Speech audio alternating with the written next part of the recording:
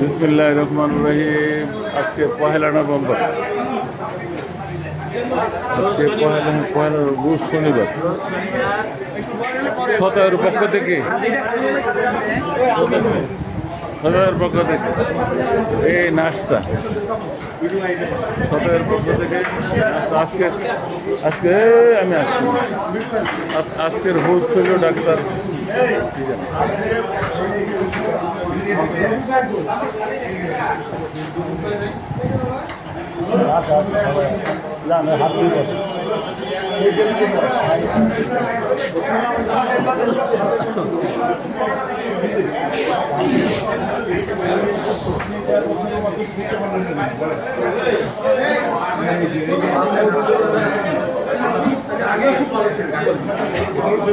সতের পক্ষ থেকে নাস্তা আছে সকালে। পহেলা নভেম্বর 20-25, পহেলা নভেম্বর 20-25 আমাদের সবার নাস্তা রেখেছে।